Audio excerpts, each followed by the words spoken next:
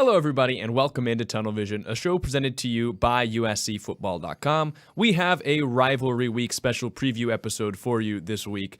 Alongside Connor Morrissette, I'm Jack Smith, talking about USC and UCLA in the Rose Bowl this Saturday. Connor, excited to be with you again, and for all of you in the chat, we're really excited to have you with us here on Thursday night. You can, as always, leave your comments, your questions in the chat. We can put those on the screen. No Ryan today and no live calls. It's just Connor and I hanging out with you, and Connor talking a little USC and UCLA, one of the best rivalries in college football. Really looking forward to this game. We've heard all week, Jack, it would be great if one of them was ranked and USC was playing spoiler or UCLA was playing spoiler, something like that, but I'm just excited because I think some of the storylines here are better than people are really giving the storylines credit for. Like Deshaun Foster being a UCLA alum, being snubbed by USC. USC wanted him to play defensive back, and he goes to UCLA, and as a true freshman, he almost single-handedly beats USC, rushing for 4 touchdowns. That was the only win he had in his career against USC at UCLA, but that's a great story. Kyle Ford the other day saying, I was thinking about this rivalry game next year, knowing I'd be back at USC pretty much. Last season when I was at UCLA, he had such a bad year last year that he wants to take out all that frustration on the Bruins this week, so stuff on both sides. There's the flu with USC, which is not a good story, of course, but that's something that we'll talk about. So a lot of storylines coming into this game, and UCLA will be desperate. USC should be 2-1 win away from a bowl. UCLA at 4-6 needs to win both of their remaining games to get bowl eligible. So not the great spectacle like 2 years ago, but a game nonetheless that I'm excited for. And Jaden Mayava, second ever start at USC. There's still a lot of things that we can talk about, a lot of good storylines here that I'm excited to see how it all unfolds. Yeah, I would agree. Getting ready for the student radio broadcast and just seeing how many different storylines and things that weave together, this is a really big week. And I think the one that you bring up in terms of bowl contention has got to be the top one that's at the top of the inverted pyramid, is that USC with a win clinches a spot in a bowl. I think you can effectively say that for UCLA too. You have to probably feel pretty good about UCLA beating Fresno State in a couple of weeks. So UCLA, if they're able to beat USC this week, all they need to do is beat Fresno State. They go to a bowl. And I would say loser, if it's UCLA, for sure not going to a bowl. And if it's USC, you got to beat Notre Dame at home. And if you can't beat UCLA, and I know it's on the road, but in the same city, what gives you the feeling that you're going to go out and beat Notre Dame? So I really do feel like it's winner goes to a bowl, loser doesn't. And it doesn't, it's not an automatic thing either way if UCLA wins or if USC loses. But for me, that's what stands out the most. Certainly. And I hope a lot of the USC guys remember last season when UCLA gets the win at the Coliseum, puts the flag at midfield. Hopefully guys on that roster who there's been so much talk this week about with the transfer portal, people sort of lose sight of the rivalries. Hopefully guys who were on the team last year will remember that, and that will lead to a really intense game. Because on the UCLA side, Jack, I just feel like Deshaun Foster is going to get those guys ready to go. They have to win the 2 games to get bowl eligible like we talked about, but beating USC means so much to him. I think it means a lot to a guy like Ethan Garbers, too, who wasn't recruited by USC out of high school, first started at Washington, and now is at UCLA. He's a Southern California kid. Carson Schwessinger, the linebacker who has like 1 million tackles this year for UCLA. He was a walk-on for the Bruins, so no one really gave him a chance, but I guess UCLA did. Eventually he earned a scholarship, and now he's been great. So there's some Southern California kids on both sides who do understand this rivalry. Foster, of course, leads UCLA, but if you're USC, all the returning guys, they have to remember how last year ended in the regular season, and that should spark them to come out and play really, aggressively and intensely, and I think UCLA will be able to match that because of the factors we've talked about. Yeah, the road team has surprisingly won 4 in a row in this series, including the last time in the Rose Bowl when Caleb Williams, in his Heisman season, he passed to Kyle Ford a lot. Jordan Addison played a great game, and then at the end of the day, Corey Foreman had the pick to seal what was one of the biggest wins of the season for USC, and at the time clinched them a spot in the Pac-12 championship game. So it doesn't automatically mean that the home team is going to be the one that should be favored or expected to win, because as we've seen in the past 4 years since COVID, the road team has won every single time. So it's like both teams. USC wants to remember last season and go out and get revenge from last year, but UCLA wants to defend its home turf because the last time in the Rose Bowl, it was USC who was able to get the win. Absolutely. And we haven't even talked about D'Anton Lynn, the defensive coordinator at USC. He was at UCLA last season. He took Kamari, Ramsey, and John Humphrey with him, so those guys will be playing on their second team in this rivalry. Kyle Ford will be doing the same, almost like the third team, even though there are only 2 like he was at USC. Then UCLA back to USC, almost unheard of, but in this era of college football, that happens too. So, yeah, the road team doing really well is another storyline, but D'Anton Lynn improving the USC defense. They are definitely a lot better than last season, although they still leave a little bit to be desired. They've certainly taken a step forward, and I'm sure if you're on UCLA, you're like, hey, I wanted to, we had a good year on defense last year. I stuck around. Like, this guy left us. Like, I have a point to prove to try to go beat him now. So tons of stuff to sink our teeth into. And Saturday night, like, I feel like it's going to be kind of a weird game. I would expect some sort of different kind of things to happen. I can't really explain it, but I don't think it's going to be like one team comes out and just executes. I think there's going to be mistakes on both sides, and it might take a bounce here or there to help determine the winner. Are you calling a Pac-12 after dark Yes. rebirth? I think I am. I see it sort of playing out that way. And with UCLA, they did not look good against Washington in that second half, but they had a 3-game winning streak before. Garbers is sort of like Mayava a little bit in the sense that he can run, but he like takes some chances sometimes, and they've had some wild plays, and Mayava's going to take some risks. So I think for sure, like if no matter who you're rooting for, like this is going to be a fun game because both teams have some players who can do some special things, and both quarterbacks take some risks. So buckle up. I think it's going to be fun.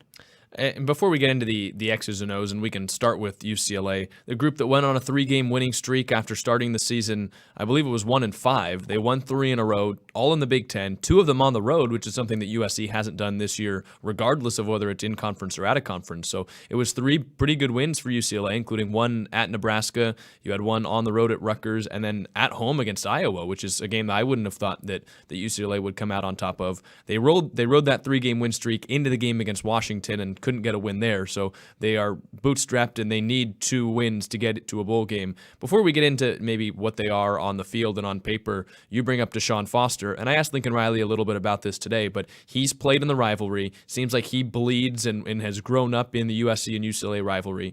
Lincoln Riley kind of inherited the rivalry a couple of years ago. Do you think that Deshaun Foster and the quality maybe of his ability to get his guys hyped up for the rivalry because it means more to him will be a factor as opposed to Lincoln Riley, who talked about today, it's hard not to get revved up for a game like this, but is it really the same as what Deshaun Foster is able to bring? I don't think it's the same. I do think UCLA will have an advantage in that area, and how could they not? When you have a guy who was spurned by this rival opponent when he was in high school, like Lincoln Riley couldn't possibly measure up to get his team to be as motivated as Deshaun Foster will. Like, that's something that sticks with you and stays with you for the rest of your life. Ben Bolch of the LA Times wrote a great story this week about that, how, like I said earlier, USC wanted Foster to play defensive back, and he went to UCLA because he thought, hey, I could at least play my favorite position here, and he ended up, of course, having a great career and then goes on to the NFL. So I do think UCLA will be more motivated, but it's not like USC is going to be sleepwalking out there. They'll be motivated too. It is different. I was trying to talk with this, or like quantify this with Ryan on the show on Wednesday. It's just hard to know how big of an impact that will have, because I do think that Foster will get those guys ready to go. Ethan Garbers, if he wants to go out with a bowl win or just a bowl appearance, he has to win this game. Like, there is a lot on the line for them, but like at the end of the day, does UCLA have enough talent for like as much hype and like as fired up as they'll get? Are they good enough to go out and win this game? That is going to matter too. So it's a fascinating matchup in that regard, because I think on paper we'd both agree, for all of USC's faults, they do have more talent than UCLA, but I think like having Foster as that head coach, he's going to get every ounce he can out of his group this week. They're going to be playing desperate.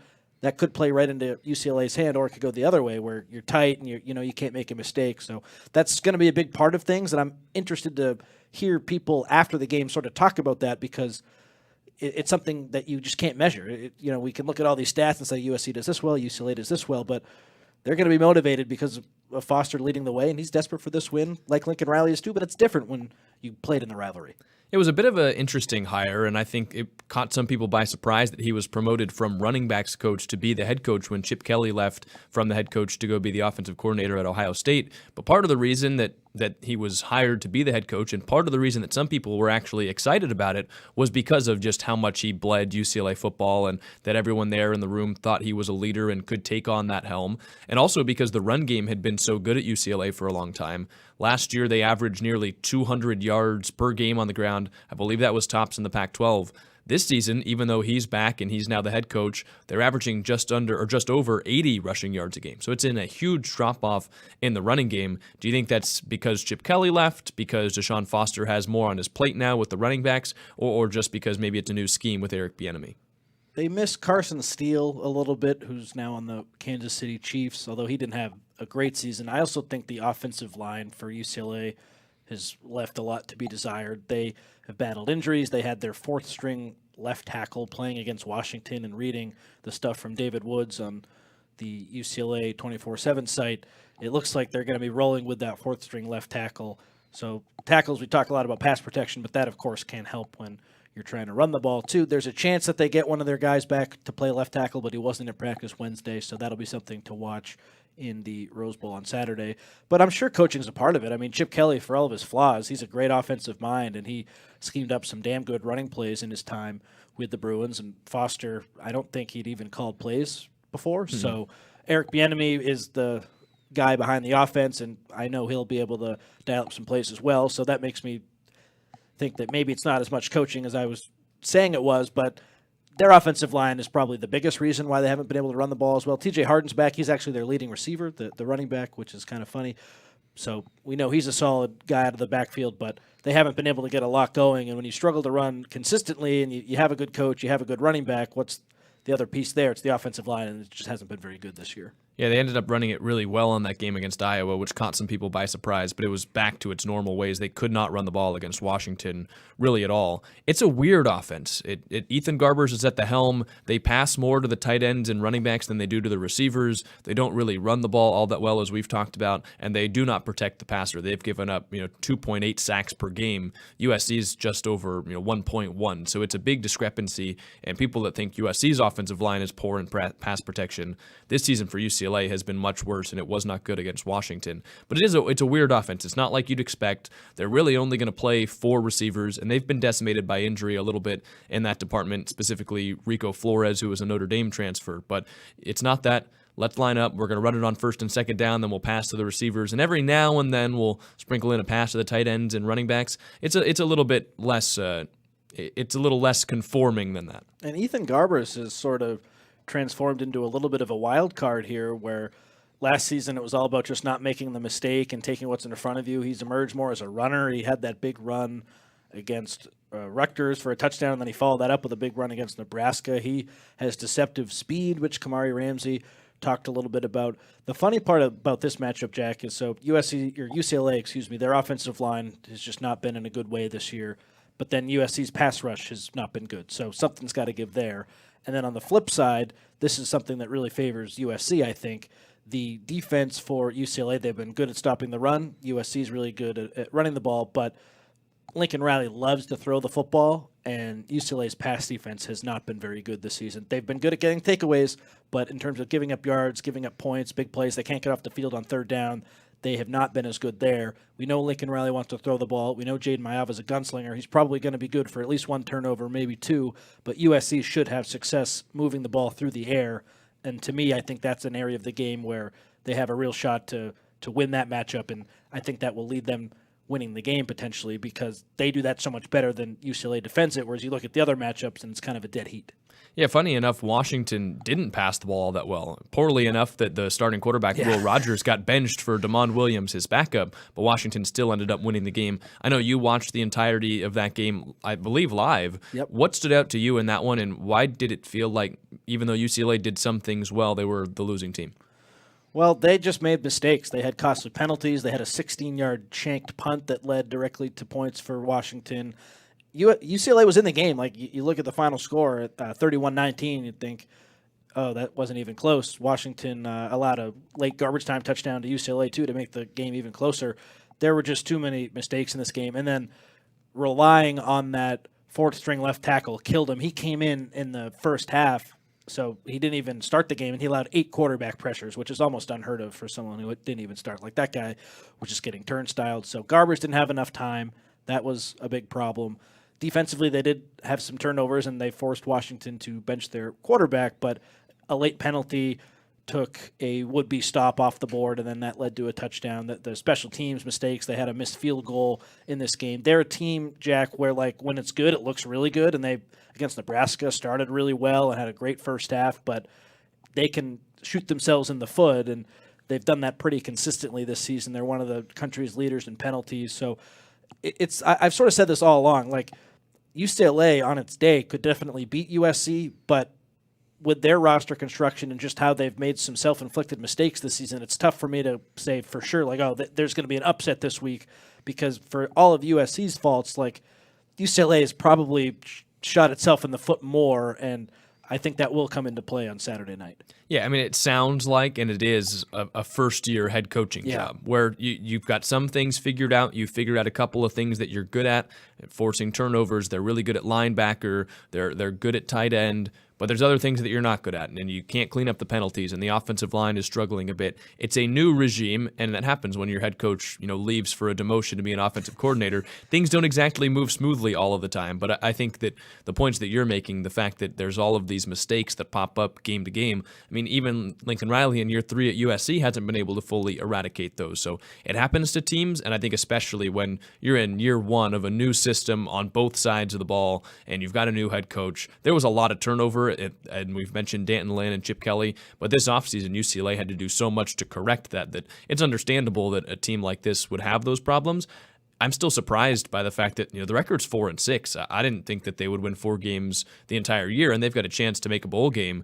I know that they didn't blow anyone out in that 3-game win streak, but it's impressive they were able to piece it together. When you look at the parts that they've got, I think the sum of the parts has been much better than expected. They've certainly improved. I mean, just look at some of the offensive outputs: 13 against Indiana, 17 against LSU, 13 against Oregon, 11 against Penn State. You have some really good teams in there, 17 against Minnesota. But then in that 3-game win streak, it's 35 against Rutgers, 27 against Nebraska, and then 20 against the Iowa team that struggles on offense. So they have been scoring the ball at a higher clip than they were earlier in the year. Some of that's the schedule, but some of that, like when I watched the Rutgers and Nebraska games, I remember thinking like, oh, Eric Bieniemy, that's actually a pretty nice call. I kind of like what he was doing there. So I was totally with you, Jack. Before the season, I think I actually bet on UCLA under 4.5 wins, or it might have been 5.5, but I did not like the outlook for them between the schedule and just Foster being in that first year. The roster I didn't think was particularly good, but this is a team, like I said earlier, where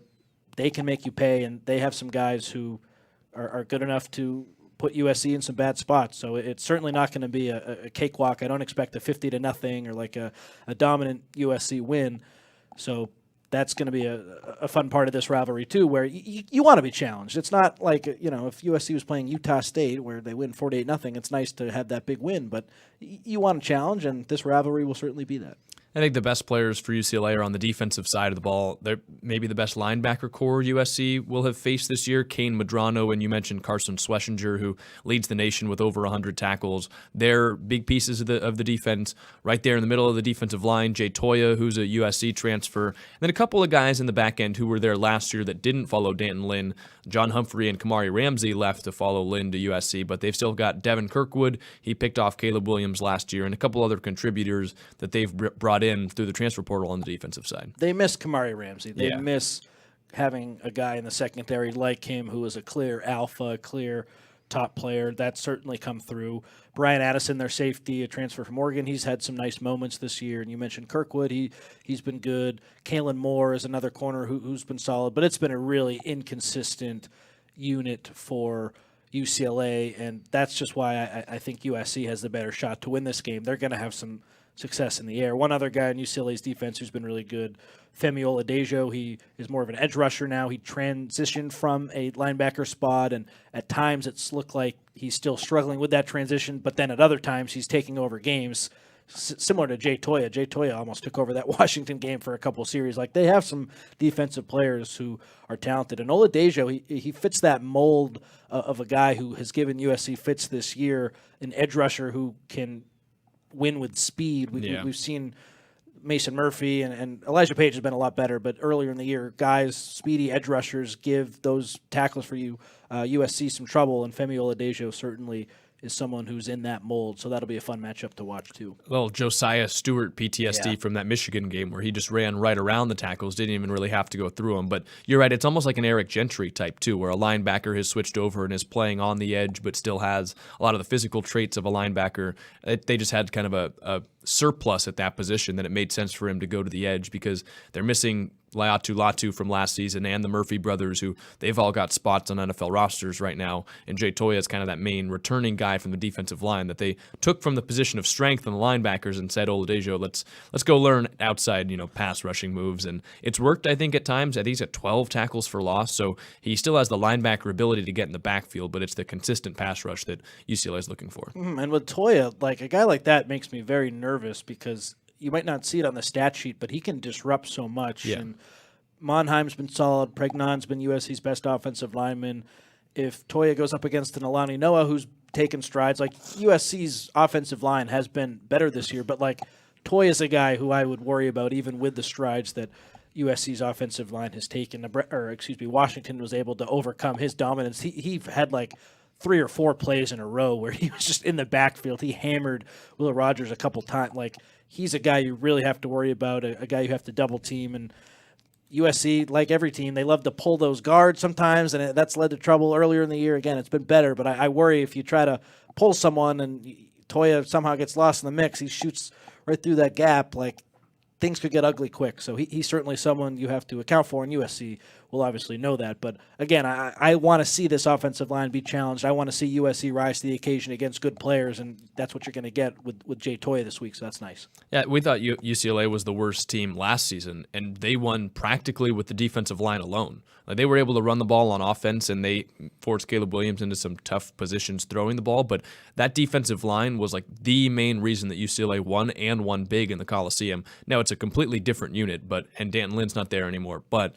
it shows you that if you have havoc up front, like, it can completely flip a game, and you can take two teams that maybe aren't comparable talent-wise, like we would say about this season, and flip it on its head and give maybe the less talented team a chance. I don't know if UCLA is going to be able to get that kind of pressure, but the fact it's on the road where USC has struggled most on the offensive line, and there are a couple players that can cause havoc, that's where my eyes might be pretty early on when the USC offense is on the field. Mm-hmm. And we're talking a lot about Toya and Oladejo. Like, those are really good players on their given nights, but like, it's not a defensive line for UCLA like last season, as you talked about, without the Murphy twins and Latu. It's a unit that can make you pay, but it's not someone like, you don't have Latu out there who... Yeah. It's not like the Michigan game either. Yeah. So I don't want to give them too much credit, but it's like UCLA as a whole. Like, if you mess up, they're going to make you pay, and they're solid. They might not be exceptional, but they're competent, they're solid, and they've gotten better like UCLA has throughout the season. And it feels like in a rivalry game that the common cliche is throw out the records, you level the playing field a little bit more. And there are some of these guys on both teams that have more to play for because they have stakes in it, whether they're from Los Angeles or they played for the previous team. So you always say maybe a player's resting level is here, but in a rivalry game they can play up to there just because it's that kind of a matchup. It is also at the Rose Bowl. USC has struggled on the road this year. I don't know how much you consider it a road game, but the fact still stands that if USC loses this week, they'll go winless on the road for the entire season, which is something that hasn't happened since 1950, when USC only played 9 games total, 3 of them on the road, and they were 0-1-2. If you want to go back to the last time they didn't have a win or a tie on the road, that's 1934, which that would be 90 years ago, and you don't really want to do that. No. So, I mean, it is a road game, but like, I don't think it really is a road game. Like, you got your first Big Ten road game, a road win at UCLA. I don't know. I will say 2022, there were USC fans there, but like when UCLA got loud, like it was actually really loud. I wanted to ask you about that game. I'm sure the crowd won't be quite as similar with the team struggling, but like, it was a true home game for UCLA. I wouldn't say true, but the student section was packed. I was on the field doing sideline reporting for that game, and like I had to stand for a long time. The only area with any Wi-Fi was right next to the UCLA student section. Okay. Like, that side of the field got really, really loud. I wouldn't compare it to some of these other games where it's like Notre Dame last year. Like, that was truly a home game for Notre Dame. And the USC, like, it had its section, and it was really full in 2022. I'd imagine it's not going to be quite the same this year, like there will be more USC fans there than there were in 2022, just because like that was the game for UCLA that season, and like both teams were actually really good. USC was ranked really highly. UCLA was, I want to say, like 18th, but felt like they were better than that. So I would assume that it will be less raucous than it was in 2022, but it wasn't like it was a pure 50-50 split and it felt like a neutral site game. It wasn't quite like that in 2022. I wonder if it will feel like a neutral site game. I wonder if Deshaun Foster being the coach, like, does that lead more UCLA fans to come out? And does if they were at Pauley Pavilion yesterday, they might have gotten swayed by him. Yeah. So I just don't exactly know what to make of the like road game. Like, is it actually going to be loud with UCLA fans? Are there going to be more USC fans? It's tough to kind of take the temperature right now with USC being 5-5 and UCLA being 4-6. But I feel like Foster being the coach has to help them a little bit. Where it's like, okay, if you're on the fence, like, well, our head coach is a guy who went to UCLA. He gave us some great moments at the end of the '90s and early 2000s. I'm on the fence. I'm going to go support him. Maybe that helps. I don't know. Maybe I'm making that up in my head. But I just struggle, Jack, to call it a true road win when it's in Los Angeles, when UCLA historically is not known for having very good crowds. So technically, is it a road win if USC gets it done? Yes, but, I mean, who would have thought that if they do get this win, like their first road win in the Big Ten would be against UCLA? That's just a funny trivia stat years from now because – next year they got to get a real road win. Yeah, well, and it's like pick your poison. It's either you have your only road win at UCLA, or you don't have one at all, and it's the first time since 1950. I think you'd rather just not be on the wrong side of history in that regard. Mm-hmm. And it's big too to get to 6 and then 7 win. Like you don't want to go backwards. And you don't want the pressure of needing to get a 6th against Notre Dame. Yeah, like it would be the cherry on top of the 7th against Notre Dame, as opposed to if you've got to get into a bowl and you know your opponent's Notre Dame. Like that might be a little demoralizing. With how USC played against Penn State at home, though, would it surprise you if they lost to UCLA and beat Notre Dame? Like I don't think I'd be shocked. I think if they lose to UCLA, then I'm not going to like say I know that the players are going to check out. How do you not? How do you not like check out even a little bit? Like you get so amped up for a rivalry game and you go lose to the rival that's worse. How do you get hyped up then to play the rival that's better? I don't know. Maybe the fact that if you beat Notre Dame, if they beat Army, would knock them out of the college football. Yeah, I mean that would be that's kind of all you have. Like you can say that. Like how much faith do you have that USC's gonna pay off that mentality though? It's true. I just think they've played way better at home than on the road. 100%. So if it is at the Rose Bowl, like, do they treat it more as a home game because it's in LA? That'll be something to watch too. Again, you won't be able to tell, like, oh, they look like they're playing at home, or they'll just either play better or not. So, something to watch for there. But let's not say that they've won or lost against UCLA, I guess, before the game happens. But I could see it if they lose to UCLA. Like, I could see them ending the year 6-6 with a win over Notre Dame. But let's see. Yeah, and who knows, maybe Notre Dame doesn't even make the playoff even with a win, with all the conversation that's going on now about strength of schedule and all these 2-loss SEC teams that are going to need to get in. Notre Dame might need to really beat USC because of the way that USC's played, especially if you beat a 5-6 USC team. The committee probably will, but how much do they even consider that a quality win?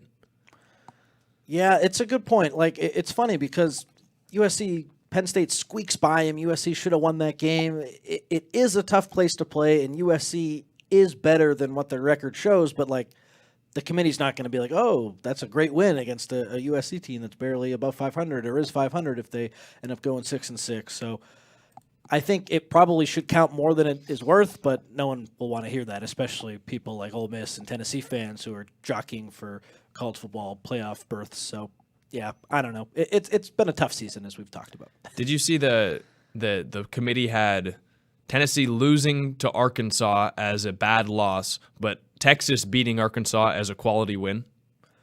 I did not. I hate all this talk. Like, let's have this talk at the end of the year when it's all settled. But I know it's good for like talk show fodder and stuff. And if if USC was in, like, we would be talking about the paying attention every Tuesday. Yeah. So I get it, but let's not have a freak out until we need to have a freak out is what I'd say. Yeah, I'd agree. I feel like the only playoff rankings that should come out should be the last ones. Yep. but that's never going to happen. It's too good for ESPN to have that show every week and for the rankings to come up on Twitter every week. On the USC side, we've talked about UCLA a lot and USC going on the road. X's and O's wise, on the football field wise, what's the main thing you're looking out for USC this week? Well, is Lincoln Riley going to call an almost 50-50 split run pass like he did against Nebraska, another defense that was really good against the run?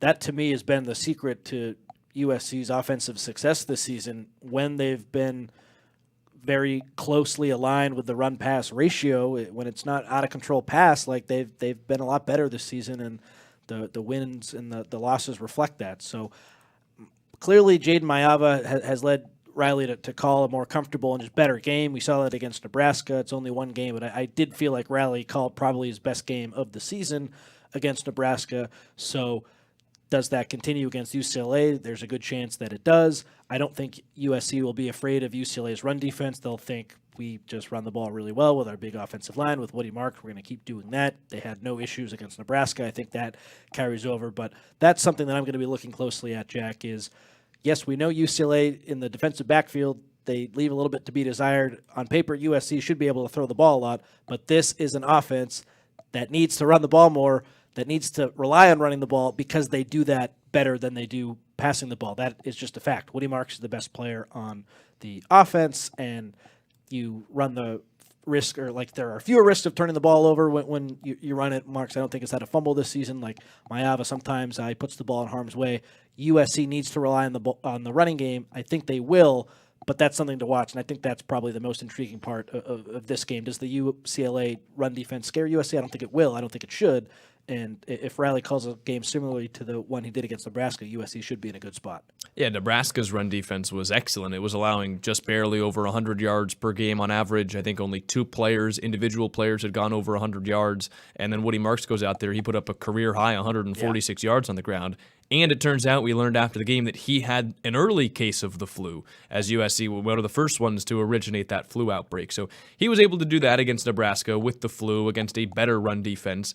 And because USC played with a 50-50 split, I think it was 33 passes to 30 runs, they got him going, and they got him over 1,000 yards. He's the first rusher at USC to go over 1,000 since Ronald Jones in 2017. He's continually proved he's the best player on the offense, and I think you're right. It felt like the first game that Lincoln Riley, like the light bulb went off in his head and realized, this is my best player on offense. He should get the ball, and when it's working, I shouldn't go away from it. And when it's not working, hey, now that can open up the pass because they're committing bodies to the run. It felt like for the first time in a long time, maybe since that couple drive stretch against Washington, that Lincoln Riley got in a rhythm, and it lasted the entire game, and it lasted all the way through the fourth quarter. It didn't start, after halftime, and then there was a turnover that ruined it. Like, it persisted. Even when Jaden Mayava fumbled, scrambling away, Lincoln Riley stayed in his groove. And I think that there were times in the past, maybe Caleb Williams would take a sack, or USC would get stuffed on a third down. They'd have to punt it away. But the next drive, they'd come out, and it looked like they shook it off. And I think Lincoln Riley has the power simply with his play calling, and when he gets in his own bag and in a groove, he can outwork and outthink some of USC's struggles. And I don't think he's really been in that kind of a mode this year as often, and that has led to mistakes piling up and slumps during a game going on for maybe longer than we'd expect. But I felt like for the first time against Nebraska, the USC offense looked the way we expected it to, and the way that we've become accustomed to seeing it work over the last 2 years. Totally agree with you. So that's the first thing, the run-pass ratio. Keep doing what you're doing there. And then two other things stand out to me with this matchup, Jack. With Jaden Mayava, he can throw a great deep ball. The arm strength is there. He throws it quicker than Moss. The velocity, Lincoln Riley talked about that today, makes a difference. Not a huge one, but makes a difference, he said in his press conference. But the turnover-worthy plays, putting the ball in harm's way, there were a few too many 50-50 balls that Mayava threw against Nebraska. And look, he was rusty. He hadn't played in a while. It was his first start in the Big Ten. Like, I get all of that. Historically, though, he is a guy who puts the ball in harm's way, so I'm looking for him this week to take fewer risks. That is his game. He's got a little Brett Favre in him. He loves to take risks, but if he can cut down on doing that, just take the 3-yard scramble instead of throwing a potential interception. I want to see him evolve in that way. That's the other thing I'm looking at. And then the third thing, USC's defense, just keep doing what you're doing. UCLA, they have a solid receiving core. Their tight ends especially are good, but it's an offense for UCLA that really doesn't strike that much fear into you. And if USC keeps bending but not breaking, get into the red zone and hold them to 3 instead of a touchdown, allow the yards but not the big points. They've done so much better compared to Alex Grinch from last year where USC was giving up 1,000,000 points. USC is not giving up as many points this season. If they just keep doing what they're doing, we know the unit isn't great, but it's good enough to get this win. That's the challenge for D'Anton Lynn this week. Just keep up the good work. Maiava, don't turn the ball over too much. Lincoln Riley, keep the offense going with what you did last week, and I think that's a recipe for success. Will it happen, Jack? What do you think? That's a really good question we can get to at the end of the show. 3 straight games USC has faced a team that is not a good red zone offense. Now, Washington, they made look like a great red zone offense, and Washington, I believe, on 3 of its 4 red zone drives scored touchdowns, and the other time got a field goal. Nebraska, really bad red zone offense. I think they got to the red zone 3 times. Interception the first time, field goal the second time, field goal the third time. So USC's defense played much better. Maybe that was after a bye week. Maybe that's guys like Kamari, Ramsey getting healthy and some of the DBs getting healthy. But I think USC, for the most part this season, has done 2 great things defensively. Play well on third down and play well on the red zone. I think as long as they do that again, they will have a good defensive performance because we've seen that for the majority of the year. When they play like themselves, they play well defensively. Now, the fourth down struggles have been a thing that we've talked about.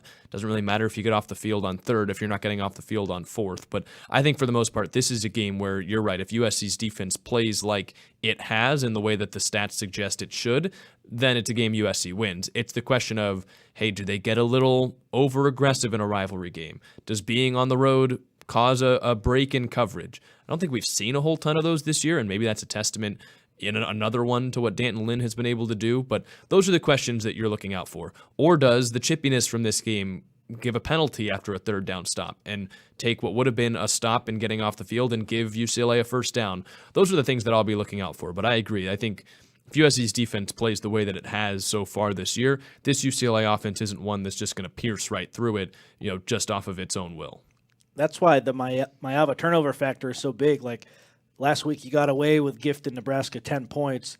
For all of UCLA's faults, USC's defense isn't fantastic, but you can't give UCLA easy opportunities, especially in a rivalry game. They're a better team right now than Nebraska. They just beat Nebraska a couple weeks ago. If you give them 10 points in a rivalry game in their own building, I don't know if you can overcome that. So it's all connected like it always is with football. So I totally agree with you there, Jack, but you got to give the defense a chance, and hopefully Maiava does that. You mentioned Jaden Maiava, USC's most volatile or boom or bust quarterback since fill in the blank. Well, I mean, he's getting a lot of Sam Darnold comparisons, but what do you think? I don't know. I like Keaton Slovis a little bit. He's probably got a bigger arm than Slovis. I remember that the game that Matt Fink came in and played against Utah after Slovis went down with injury. It was a lot of what we saw in the first half last week, where it's just, I'm going to roll out. I will be throwing it deep down the field in a one-on-one situation, and I hope my receiver comes down with it. And in both of those games, it felt like the receivers did. Remember, Tyler Vaughn's made some fantastic catches in that game. I want to say Michael Pittman was playing as well for USC in that game.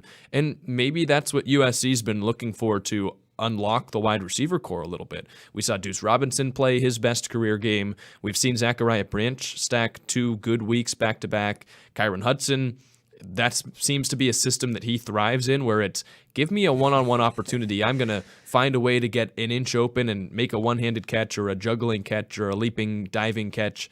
Maybe that's what USC needs, as opposed to a Miller Moss who's more calculated for the most part and doesn't want to throw the ball into those one-on-one situations. He wants to take what the defense gives him, which is maybe a reason that Woody Marks leads the team in catches. But I wonder if you think that Jaden Maiava having that gunslinging tendency that can be bad, but also can be good if that's something that you think can unlock the wide receivers. I think it can help. I don't know for sure if they're necessarily going to be unlocked, but it can't hurt. USC all year with Moss and with Maiava against Nebraska just spreads the ball around so much. So we've talked at length, is Jacoby Lane the number 1 receiver after Wisconsin, and then is Mekhi Lemon the number 1 receiver after Rutgers? With Miller Moss in there, it looked like Lemon was emerging as that number 1 guy. Deuce Robinson has the great game against Nebraska. I think I'm done with the number 1 receiver talk for this year.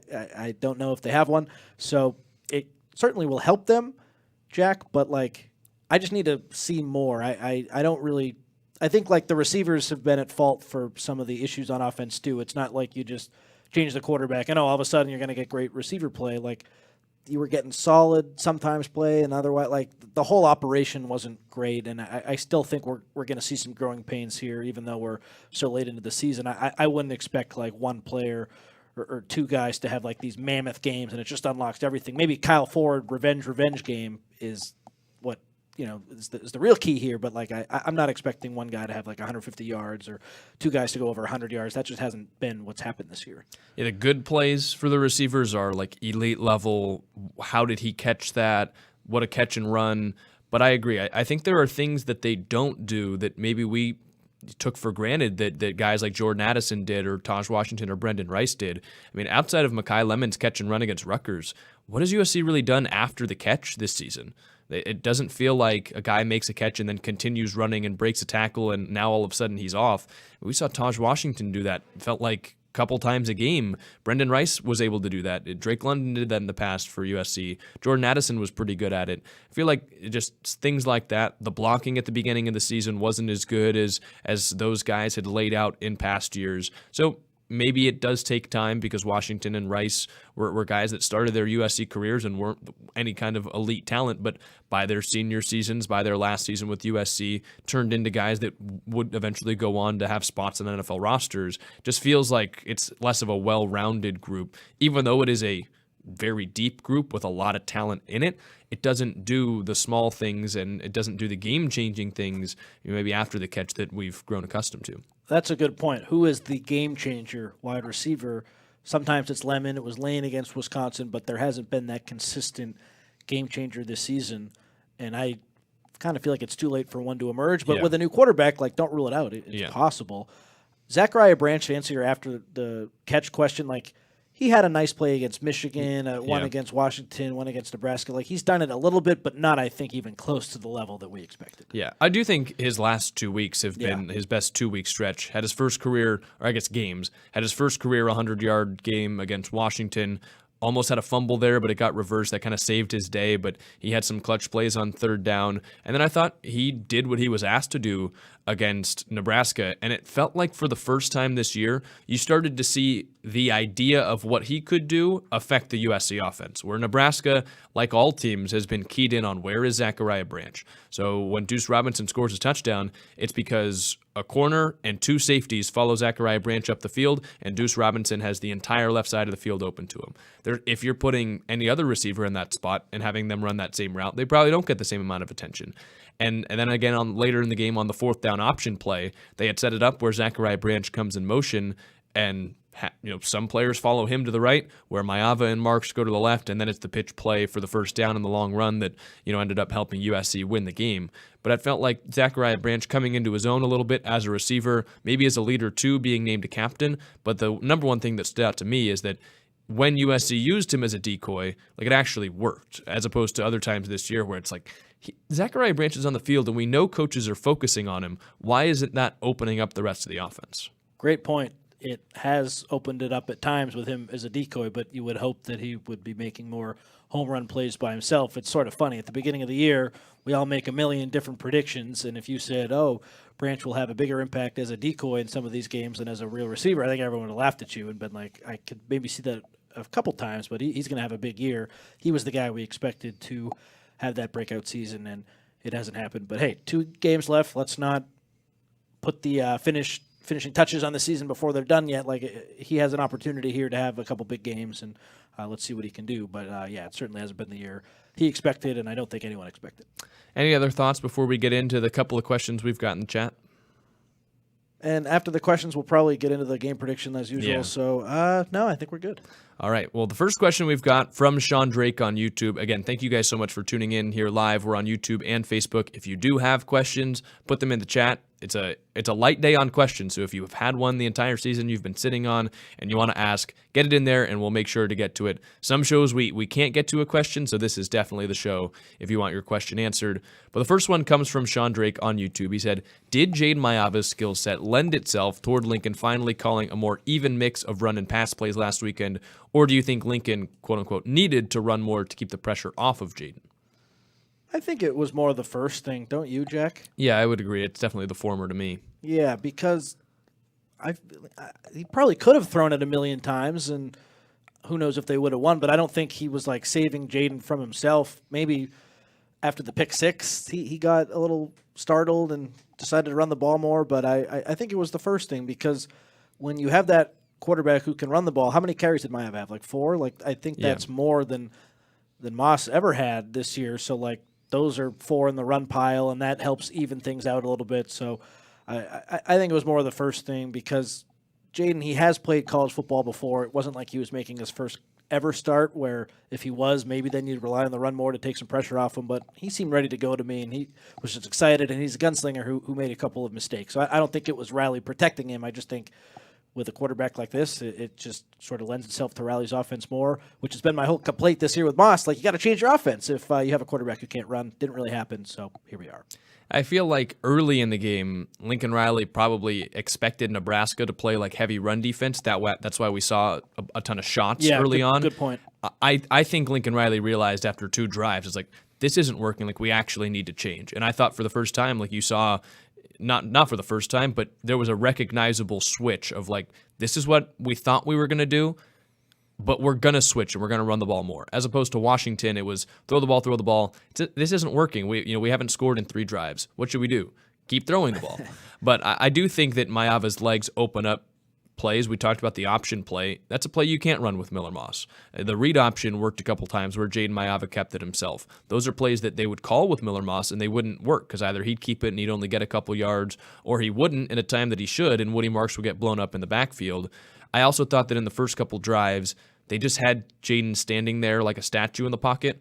And then in pass plays later on, as the game developed, it was designed rollouts, or Jaden has the option to scramble to the right and find somebody open. I think that is kind of the threat that he brings to the offense, because if he's moving, someone has to move with him. The defense has to have one person ready for him to run, and if they don't, then he can run. And I don't think that was the case with Miller Moss. So I feel like maybe that doesn't lend itself to the run-pass split, but it certainly helps the USC offense.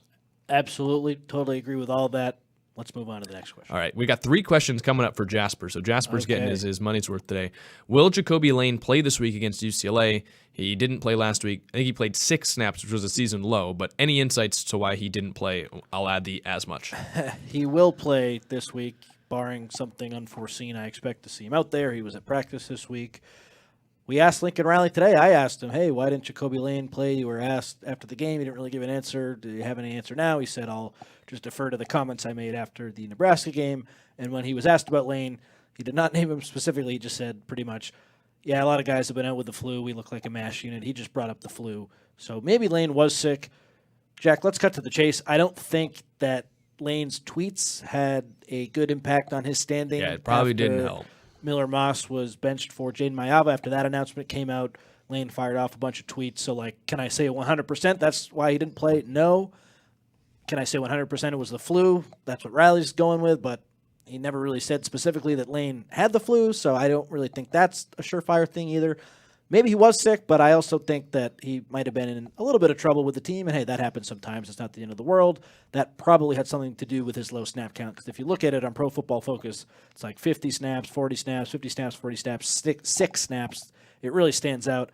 And if he was really sick, like, then why only use him for 6? So I think it's something in the middle, but I can't say definitively. So that's my best guess. Yeah, I'm a student. I was walking around campus today, and I saw a very bubbly Jacoby Lane walking around. So if he had the flu last week, it definitely looked like he doesn't have it now. So that's something that if you're wondering how many snaps he's going to play against UCLA, if it was a flu thing against Nebraska, I'd assume he'd play more snaps against UCLA. If it's a disciplinary thing, maybe it doesn't matter. But I think you're right.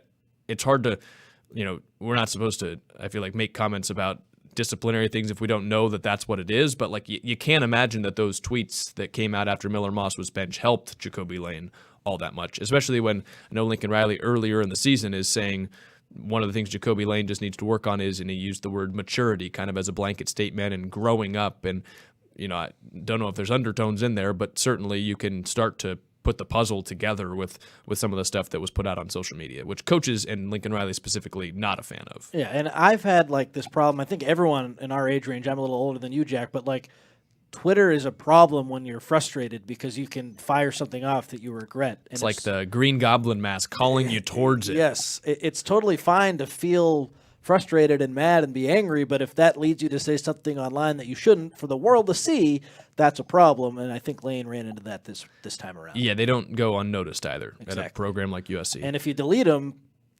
we have screenshots. Like, you know what I mean? People are always going to have them.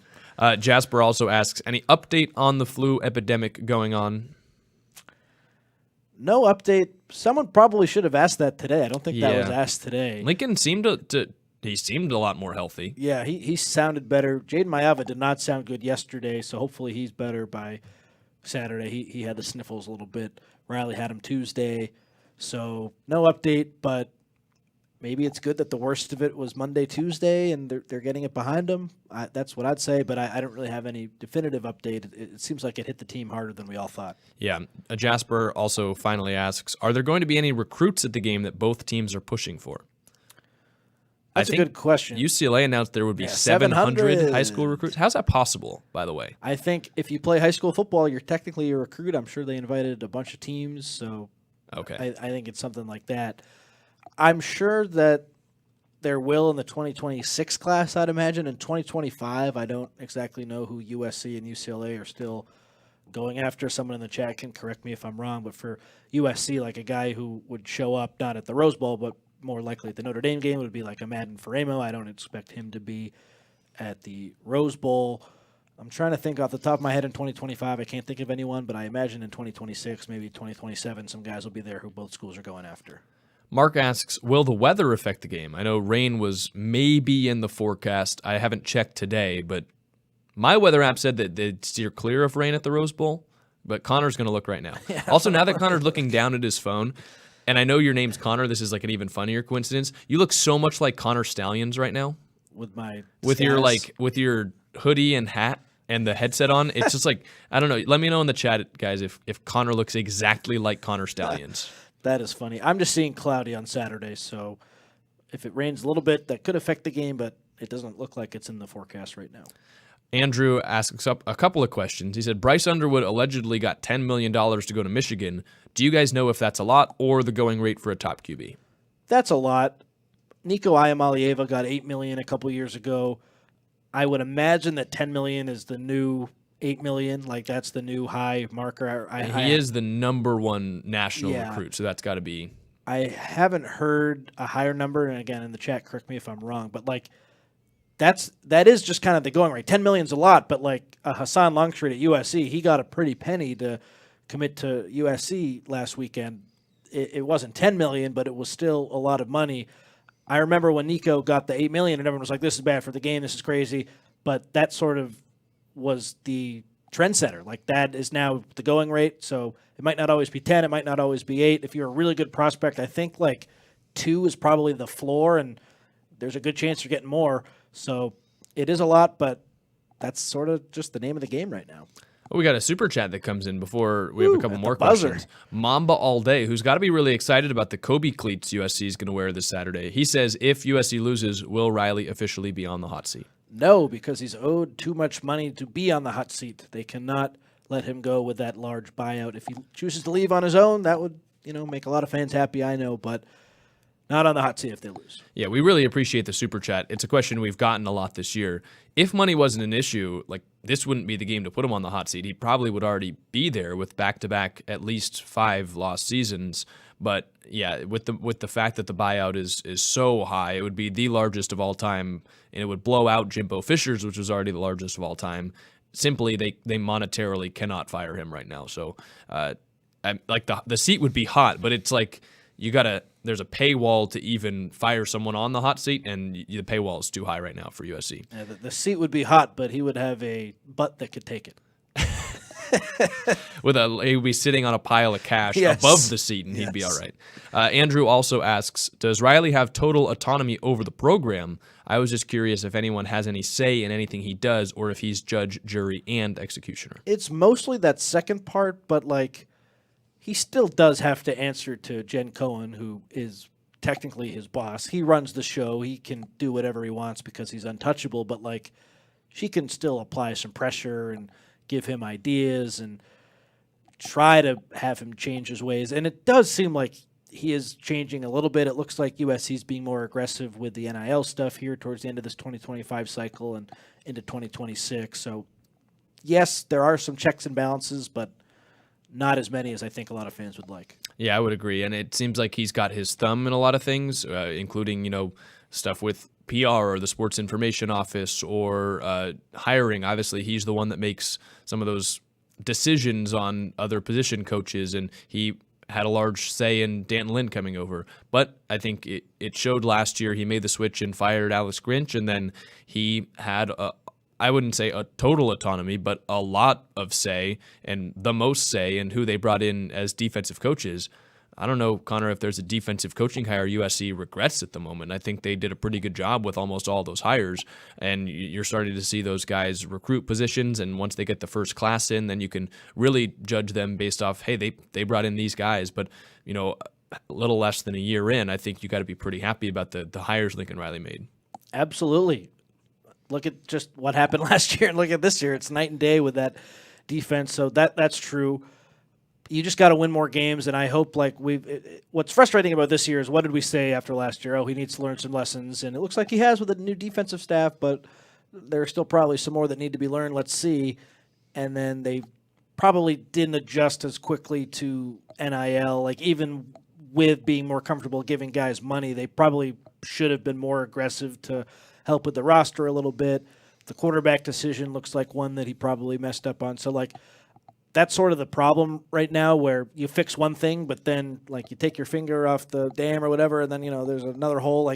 They're having trouble plugging up all the holes. So hopefully next season, he does make more changes and the roster's better and things are in a better spot. But I did think they'd fix the defense and they'd be fine, and then that really didn't end up happening because they weren't as aggressive in the transfer portal as I thought they'd be, and there were a whole host of reasons. So just because something gets fixed doesn't necessarily mean it's all going to be good, as we've learned. So let's see what happens next year. But it's too bad that we're sort of in this place again. If anything, we've been treading water this season, which is disappointing. Yeah, USC is a leaky bucket and treading water, and in a season of crap, if you were listening a couple of weeks ago. Final question here on YouTube. Roy asks, USC is in last place in the Big Ten in QB pressures. Is USC unable to get pressure because of defensive line personnel, or is it coaching and scheme?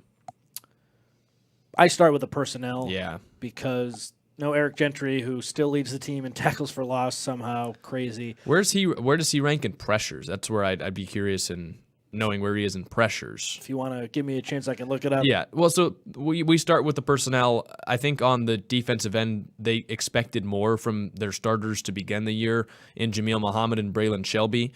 Muhammad was a guy that the first half of last season, he had 6 sacks in the first 6 weeks, then went the rest of the season and only had another half of a sack. And this season, he doesn't have one at all. So effectively, he's gone, I think it's now 17 games with half a sack.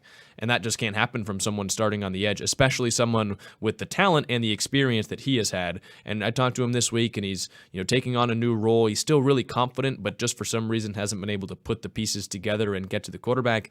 Shelby, a sophomore that has the body and the prestige from a recruiting aspect to have taken a leap as a sophomore. It just didn't really do it.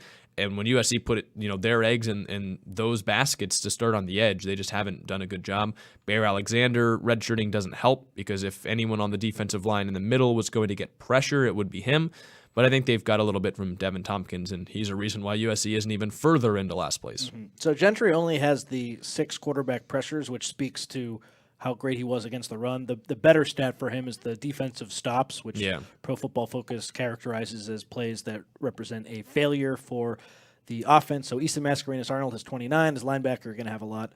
Cobb has 20. Kamari Ramsey 17, and then Eric Gentry's in 4th with 16, and he's just played a fraction of the games of Where's these other guys. Anthony Lucas on the pressure list of guys, top of the list for USC in pressures? He's tied for 2nd with Jameel Muhammad with 12. And he hasn't played since Penn State, which is, has been about, 5 games since then? Mm-hmm. So Eric Gentry was doing a great job. You lose him, that hurts. Anthony Lucas was doing a fine job. He was their best edge rusher, but he wasn't really necessarily getting the stats that you'd hope for. He did get a lot of quarterback pressures. He would get the pressures. And he's still tied for 2nd now, and he's missed half the season. So Who's in first? Braylon Shelby with 16. And Devin Tompkins is around the top there, I would assume. Yeah, he's third with 11. But I mean, if your leader is at 16, you mentioned that the UCLA left tackle gave up 8 in the last game alone. 16 across 10 games is not a lot for someone playing a hefty amount of snaps. And I know he didn't play last week, so technically for Shelby it's 16 in 9 games. But how many times has USC played an edge rusher that had 4 or 5 pressures themselves in one game? USC doesn't have a guy like that, someone that has been able to stack pass rush wins and have success not only from game to game, but even in one game.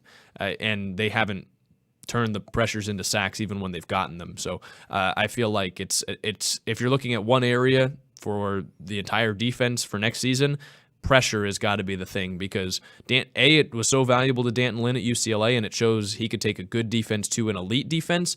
But that's just the one area I feel like where it's this USC defense is so below average. They've done such a good job at everything else except getting pressure. And then looking at UCLA, the two guys we've talked about, Femi Oladejo leads the team 26 pressures. Jay Toya is second with 17 as an interior defensive lineman. That's hard to do to get that many. So those are the two guys who we talked about on the show for a reason. They lead the team in pressures. And USC, it felt like at times this season, it's like they're fine with their defensive linemen not getting pressure as long as they're stopping the run, but there are players that can do both, and D'Anton Lynn had a lot of them last year. That's why they had the most sacks per game I think UCLA's ever had, and they were the number 1 rush defense in the country. Like, it's possible to do both. It feels like USC at some points this season has prioritized, let's do the first thing is stop the run.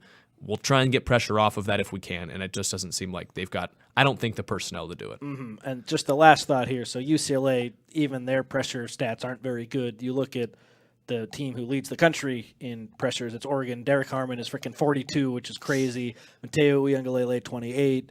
One of their other defensive linemen with a name I can't pronounce, 27. Jordan Birch, 25. And he's missed a lot of time. Yeah, and then Jamari Caldwell has 16, and he's in 5th, and that would be tied for first at USC. So there's just levels that USC isn't at, and we've talked a lot on the show about how the defense for USC's taken strides, but if you have elite talent like with this coaching staff, you could potentially get to where Oregon is at. They have the coaching, I think. Now they just got to get better players. We got another super chat. Andrew sends $2. I think he said he messed it up. It doesn't include a question. So, Andrew, if you want to just write your question in the chat, we'll count it as a super chat question. We're not going to be rude and just take your $2 and not give you what it's worth. Here we go. Who goes to UCLA? People not good enough to go to USC. Fight on, beat the Bruins, F UCLA. Well, Andrew, I hope that was worth $2. I don't see a question there. No, that's funny. I was wondering if we were going to get a chat like that. So, according to Deshaun Foster, the smart people go to UCLA. Yes. They go to UCLA if they recruit you at the position you want to play. Apparently. And then UCLA plays in Los Angeles. You might not know that about them. His speech at Media Day certainly didn't inspire much confidence, but hey, to his credit, they bounced back this year. So I did not think that was going to happen. Thank you guys all so much for the questions, and Mamball Day and Andrew, thank you guys for the super chats. Connor, end of the show, making our picks. We're going with the line of USC favored by 4.5. Where do you lie? I think it's a field goal game. I like USC, but I don't think they're going to be able to separate, which has been a continued theme this week. I do buy into UCLA, like just using that rivalry juice to really get up for this game and make it hard for USC. So I like the Trojans this week, 27-24. Okay. I don't have a final score picked out. I am going with USC, though, minus 4.5. I'm not sure how much I buy into the 3-game win streak UCLA had. A lot of close wins, a lot of games that they made a ton of mistakes and easily could have lost. And you just look at some of the underlying numbers and just the season-long numbers for UCLA, and they're horrid in some certain stats. The fact that it's on the road makes me think USC might not be able to separate, but I think I'm going to lean towards the playing in the Rose Bowl isn't much of a road game, and so USC should be able to play better than it has on the road this season, and 4.5 is close enough. Like, would you be surprised if USC wins by a touchdown like they did last week against Nebraska? I wouldn't. I did pick USC to cover last week. Was it 10.5? against Nebraska? 9.5. 9.5. I would have had it if not for the blocked field goal. That made me mad. I'm on the edge of that Nebraska game with the blocked field goal and then the pick six losing me the bet in the Wisconsin game. So I could have a good season, but I'm going to roll with USC once again. I do feel like they're the better team, and I'm not sure how much I buy into that 3-game win streak. UCLA started 1-5. Like, is this team that much different from the team that started 1-5? I'm not fully buying into it. Well, you should have gotten them at 6.5 last week too, Jack. I Because know. the line moved. Ryan likes to go with the line that it all starts with, so you would have been right. I know. What can you do? Yep. Well, Connor, thank you so much. If there's any other thoughts that you have before we wrap it up, I'd love to hear them. I'm just excited for this one. So that's really my last one. I think like this little mini season with Jaden Mayava, we can learn a lot.